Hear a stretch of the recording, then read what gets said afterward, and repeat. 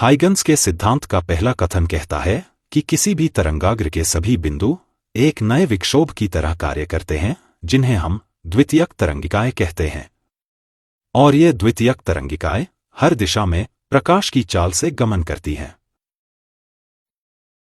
Huygens के सिद्धांत का दूसरा कथन कहता है कि द्वितीयक तरंगिकाओं को स्पर्श करती हुई सतह एक नया तरंगाग्र बनाती है, जिसे हम द्वितीयक तरंगाग्र कहते हैं।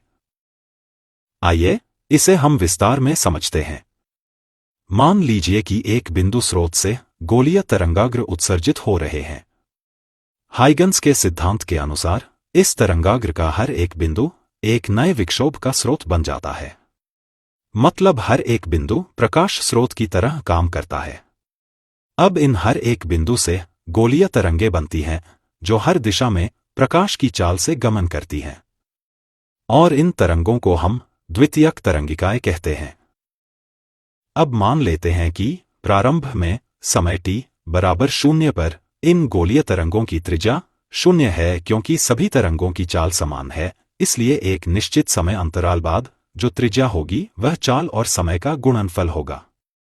यानी कि अब हमें हर एक तरंग की त्रिज्या का मान पता है। इन गोलों की जो सतह है वह हमें द्वितीयक तरंगिकाओं की स्थिति बताती है। अब हम इन गोलों की सतह से स्पर्श करते हुए एक स्पर्शरेखा खींचेंगे। इस स्पर्शरेखा की सतह ही द्वितीयक तरंगाग्र कहलाता है। इसे हम पीछे की दिशा में भी खींच सकते हैं, क्योंकि प्रकाश आगे की दिशा में बढ़ रहा है, इसलिए इसे हम आगे की दिशा में ही मानेंगे। इसे हम समतल तरंगाग्र के लिए कुछ इस तरह से प्रदर्शित कर सकते हैं। देखेंगे जिसमें प्रकाश की किरणें एक अवरोध से गुजर रही हैं। इसमें हम प्रकाश स्रोत को समतल मानेंगे, जिससे समतल तरंगाग्र उत्पन्न हो रही है। जब यह समतल तरंगाग्र अवरोध से टकराती है, तब समतल तरंगाग्र के हर एक बिंदु से द्वितीयक तरंगिकाएं उत्पन्न होती हैं। अब हम इन द्वितीयक तरंगिकाओं की सतह पर स्पर्शरेखा खींचें तो हमें द्वितीयक तरंगाग्र मिलता है, और यह तरंगाग्र एक नए स्रोत की तरह कार्य करता है, जिससे फिर से नया तरंगाग्र बनता है।